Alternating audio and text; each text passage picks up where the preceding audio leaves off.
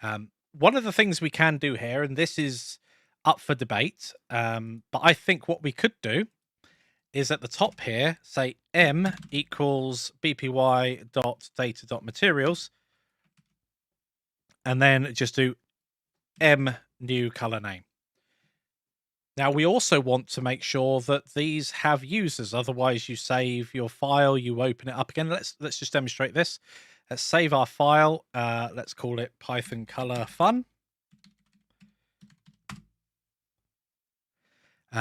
And now let's just reload it. I'm just going to revert. And there we go. We've lost how many of our materials? Oh, all of them. Now, in this particular case, we can just press play and rerun them and we get them back again.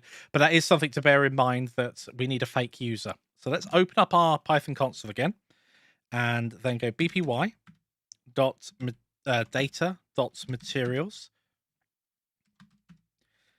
And then if we start our open brackets, we can pick one of these. If I go EDB, no, EBD, there we go, it's found it. So we've got that material. And now if I go dot, is there anything, use fake user. That's exactly what I'm looking for. I can copy that. I can paste that in, press You're enter. hiding the text again. I'm going to hide my face again. Go bottom right. There we go. Hi again. There you go. I will do one other thing, and right. Okay, so we can see that once we have a look at the use fake user, when we actually enter that, we get a false reply. So that means we can probably set it to true.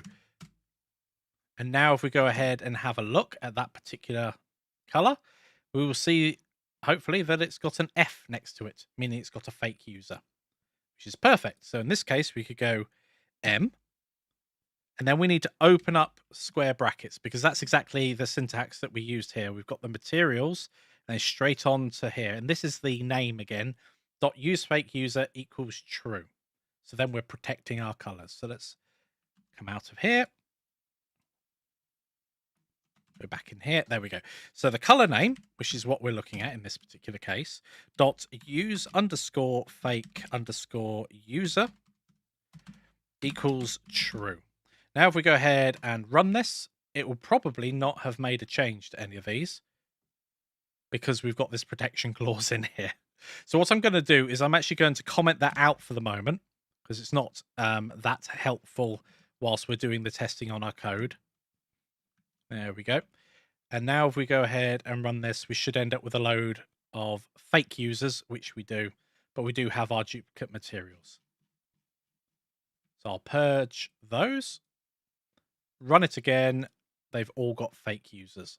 Perfect. So we've done that part of the thing. So we're not going to lose any of those materials we bring in, which should be a real shame if we did do that. A real So then the next thing we need to do is we need to take these color values that are coming in and actually set the color. So we've given it a fake user. You can set the color first. The order of this doesn't really matter as long as it makes sense. So we're going to set I remember the diffuse color was this, I think.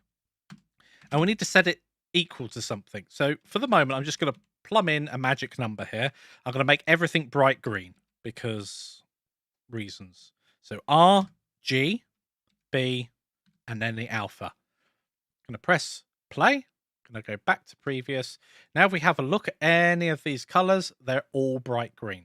So we know we've got the information coming in the right way, but we now need to pass it in the RGBA values.